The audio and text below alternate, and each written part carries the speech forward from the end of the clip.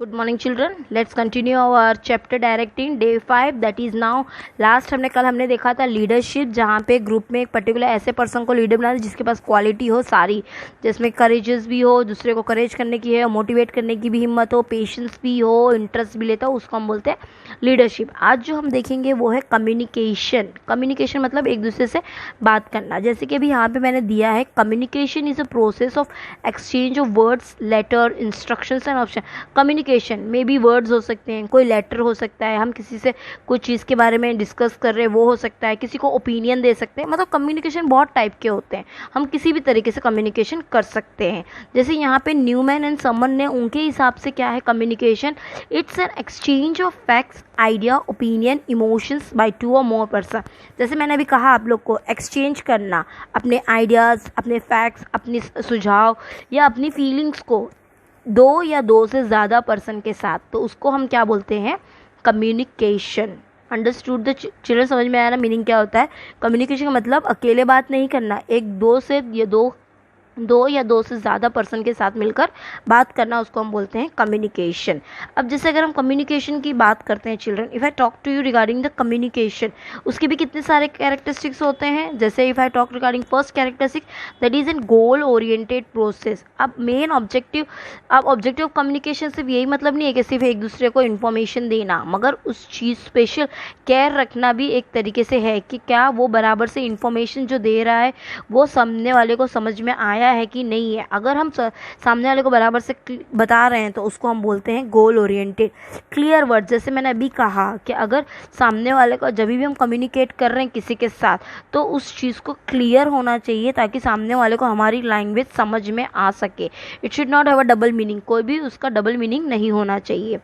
Two way processes, दो type के processes होते हैं। जैसे कि टॉप मैनेजर सेंड, जैसे कि अब मैनेजर है वो अपने अंडर, जो उसके अंडर जो काम कर रहा है उसको मैसेज सेंड कर रहा है। जैसे कि मिडल मैन को है, मिडल बॉटम लेवल मैनेजमेंट को है। अब वहीं पे अगर हम बात करते हैं इंफॉर्मेशन, एक इंफॉर्मेशन होता है ना कि टॉप ने मिडल को दिया और दूसरा होता है मिडल को, मतलब जैसे जैसे प्रोसेस होता है वैसे वैसे आगे बढ़ता रहता है। Continue process, communication is a continue process and permanent, मतलब कंटिन्यू। कोई भी काम करने के लिए हम बात तो करेंगे ही एक दूसरे के साथ, तो इसलिए उसको हम मतलब बिगिनिंग से लेके एंड तक, जब तक वो काम कंप्लीट नहीं होगा, हम एक दूसरे के साथ टच में रहते हैं, इसके उसको हम बोल देंगे कंटिन्यू प्रोसेस।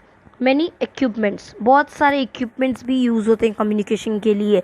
जैसे कि ओरल या रिटन, कोई कोई ओरल में एक्सप्लेन करता है, कोई रिटन करके एक्सप्लेन करता है, कोई टेलीफोन में बात करता है, कोई इंटरनेट के थ्रू बात करता है, कोई मोबाइल फ़ोन, कोई एसएमएस, मतलब अलग अलग इक्विपमेंट यूज़ करके भी कम्युनिकेशन हो सकता है। मैनी टाइप्स एंड मेथड, बहुत सारे टाइप्स और मेथड होते हैं। जैसे रिटन कम्युनिकेशन मैंने अभी आपको बताया, ओरल कम्युनिकेशन हुआ, या एक तरीके से इंटरनल कम्युनिकेशन, मतलब अंदर ही अंदर बात करते हैं, उसे हम बोलते हैं many types of method. Motivating, कभी कभी हमारे कम्युनिकेशन करने से कोई ऐसे, जैसे भी इन माय लाइफ, मेरी लाइफ में भी ऐसे बहुत से जन हैं जो मेरे लिए बहुत इंस्पायर हैं, इंस्पिरेशन जिनसे मैंने लिया या मेरे लिए आइडल है। क्यों? क्योंकि उनकी बात करने से, उनकी बात से, उनकी वर्डिंग्स के, तो उसको हम बोलते हैं motivating. Relation with administrative process, communication mainly administrative, मतलब communication is use to collect, communication का मतलब क्या होता है, सारे इंफॉर्मेशन कलेक्ट करना। क्यों? ताकि हम एक करेक्ट डिसीजन ले सके, और करेक्ट डिसीजन के लिए सबसे पहले हमें एडमिनिस्ट्रेटिव की प्रॉब्लम्स और डिफ़िकल्टी को हमें सॉल्व करना बहुत ज़रूरी होता है, और उनकी मदद से ही हम काम भी अपना कर सकते हैं। ह्यूमन प्रोसेस, कम्युनिकेशन देखा जाए तो ह्यूमन बींग्स के बीच में ही हो रहा है, मतलब दो इंसान बात कर रहे हैं। Whatever are the mediums, कोई भी मीडियम्स हो, कम्युनिकेशन तो हो रहा है ना, लेकिन कम्युनिकेशन बट विदाउट, लेकिन बिना कम्युनिकेशन के कोई भी काम पॉसिबल नहीं होता है। और एट ए टाइम अगर हम बात करें कम्युनिकेशन में, कभी कभी डर लगता है, कभी कभी हम फीलिंग्स होती है, कभी कभी गुस्से में बात करते हैं, तो वो सब चीज़ें भी हमारे कम्युनिकेशंस को इफ़ेक्ट करती है, और इसीलिए उसको हम क्या बोलते हैं, ह्यूमन प्रोसेस। क्योंकि ह्यूमन बींग्स में कभी कभी डर है, कोई घबराता है, कोई फ्रीली बात करता है, तो इसलिए उसे हम बोलते हैं ह्यूमन प्रोसेस। वहीं पे अगर हम बात करते हैं ना चिल्ड्रन, मेथड ऑफ कम्युनिकेशन, तो देर आर सो मैनी। जैसे अब ओरल की अगर मैं बात करूँ चिल्ड्रन, ओरल कम्युनिकेशन में हम जैसे एक दूसरे से फ़ोन पे बात कर रहे हैं, डायलॉग कर रहे हैं, बात लेक्चरर अटेंड करते हैं, डिस्कस करते हैं, तो उसको हम क्या बोलेंगे, oral communication. Written communication, written में जैसे न्यूज़पेपर में देखो रिटन रहता है, मैगजीन हुआ, कोई पैम्पलेट हुआ, टेक्स्ट बुक हुई आपकी, ये नोटबुक हुआ, तो ये सब क्या है, रिटन कम्युनिकेशन हो रहा है। अब उसके बाद होता है विजुअल। विजुअल में क्या होता है, जैसे कोई मैप दिखा के आपको एक्सप्लेन कर रहा है, पिक्चर दिखा रहा है, कोई चीज़ रख के सैम्पल आपको, ग्राफ है, कलर है, सिंबल है, तो उसको हम क्या बोलेंगे, कोई चीज़ को देख के एक्सप्लेन करना। ऑडियो, ऑडियो मतलब कोई चीज़ जैसे रेडियो हुआ, टेलीफोन हुआ, टेप रिकॉर्डर हुआ, ये सब क्या होते हैं, ऑडियो कम्युनिकेशन। ऑडियो विजुअल जैसे अभी फिल्म है, टेलीविज़न है, इंटरनेट है, कंप्यूटर है। अब हम जो कर रहे हैं, देखो मैं आपको देख के भी पढ़ा रही, बुक में देख रही हूँ और ऑडियो भी, मतलब दोनों चीज़ हो रहा है, तो ये हमारा ऑडियो विजुअल भी हम कनेक्ट कर सकते हैं, या विजुअली भी कनेक्ट कर सकते हैं। साइलेंट, बहुत से होते हैं ना, जब कोई डिसएग्रीमेंट है, साइलेंटली हम कुछ नहीं बोलते हैं, चुप रहते हैं, तो वो भी एक तरीके से silent communication. So this are the method of communication जो आज हम कंटिन्यू यूज़ हो रहा है, और लोग अलग अलग कम्युनिकेशन के रूप में आज अपना काम कर रहे हैं।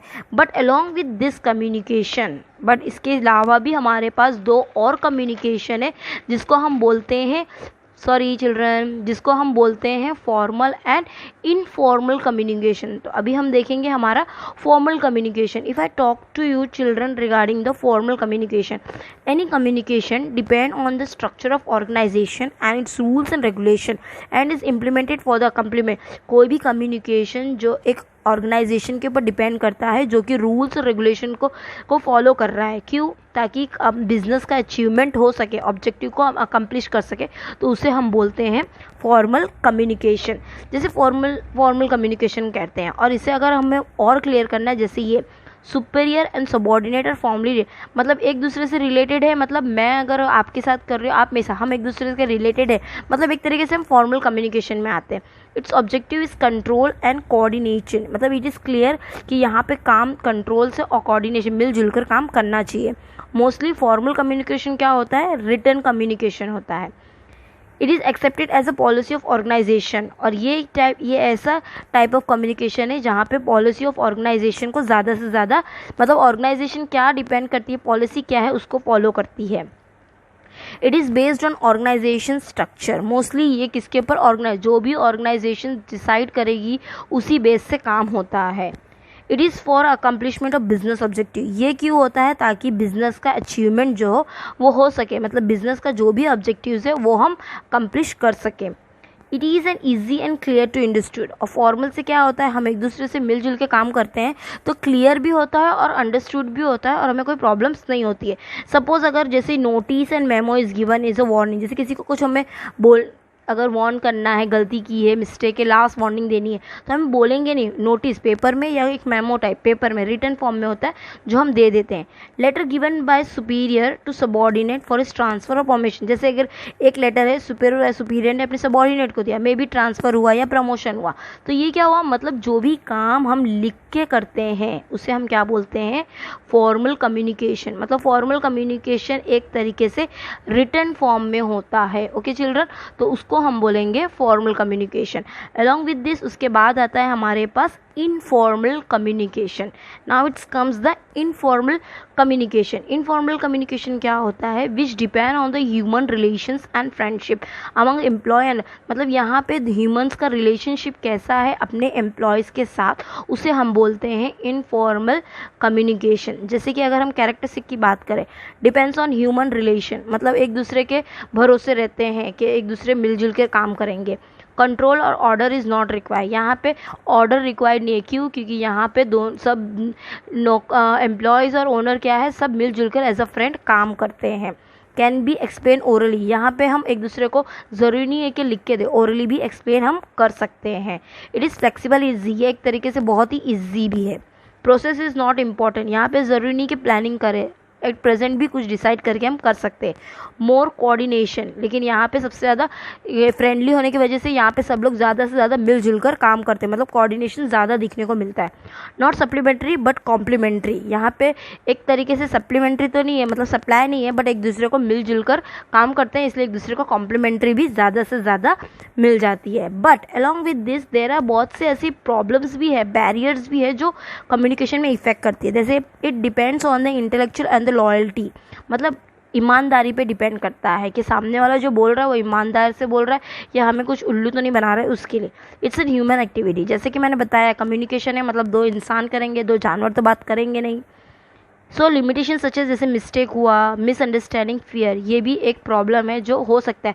कभी कभी हम समझ नहीं पाते सामने वाला क्या बोल रहा है जिसके वजह से हमें प्रॉब्लम्स आती है और उस मिस्टेक को हम सुन के वो काम करते हैं, तो ये भी एक तरीके से इशू हो गया। और भी आते हैं जैसे लैक्स ऑफ प्लानिंग, ज़रूरी नहीं है मतलब लैक ऑफ प्लानिंग की अगर हम बात करते हैं children, if I talk to regarding the lack of planning in the order of information is not plan, sender will give. अगर प्लानिंग नहीं होगा तो अगर किसी सेंडर ने कोई रॉन्ग इन्फॉर्मेशन दिया तो वो एक तरीके से हमारे लिए इनकम्प्लीट इन्फॉर्मेशन होगा। फॉल्टी ट्रांसलेशन, कभी कभी सामने वाला क्या मैसेज कर रहा है और हमें समझ में नहीं आ रहा है, मतलब मिस्टेक हो गया यहाँ पे, मदर टंग की प्रॉब्लम, जैसे मैं हिंदी बोल रही हूँ आपको हिंदी समझ में नहीं आ रही, गुजराती है, तो ये क्या हो गया, एक तरीके से प्रॉब्लम हो गया। अनक्लियर मैसेज, सामने वाले को जब तक हम क्लियरली मैसेज नहीं बताएंगे तो वो भी एक प्रॉब्लम क्रिएट होता है, तो उसको हम बोलते हैं unclear message.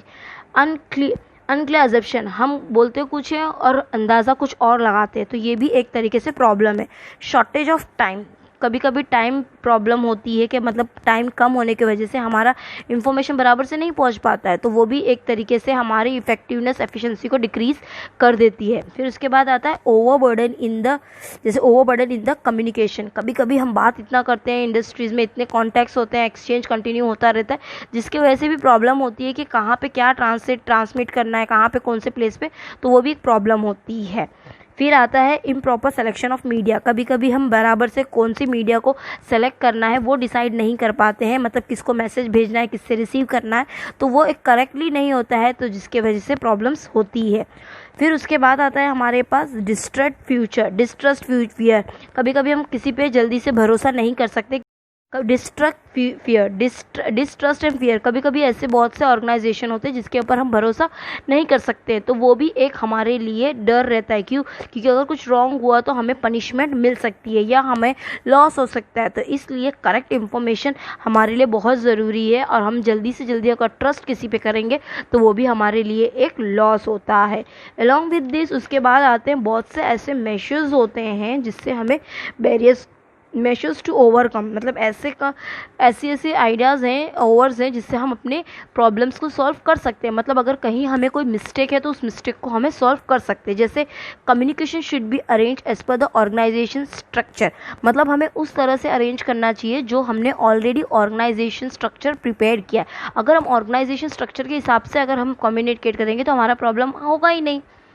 Information given by sender should be precise, मतलब जो मेन पॉइंट्स है, अगर मैं आपको कुछ बता रही हूँ तो मैं आपको मोस्टली मेन पॉइंट्स एक्सप्लेन कर रही हूँ ताकि आपको कन्फ्यूजन न हो। Appropriate communication should be selected, जो मेन कम्युनिकेशन है, जो मेन टॉपिक है या जो मेन मुद्दा है उसी बात में हमें डिस्कस करना चाहिए, न कि कोई दूसरी चीज़ में।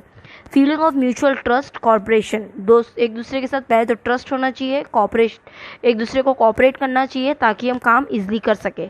Communication channel should be shorter, ज़्यादा लंबा कम्युनिकेशन नहीं होना चाहिए, शॉर्ट होना चाहिए, ताकि सामने वाला, कभी कभी होता है ना कि हम मैसेज भी देखो नहीं देखते कि बहुत लंबा मैसेज होता है, हम इग्नोर करते, तो इस तरह से कम्युनिकेशन शॉर्ट होना चाहिए ताकि हम जो बात किसी से शेयर कर रहे हैं तो उसके पास वो क्लियरली पता हो सके।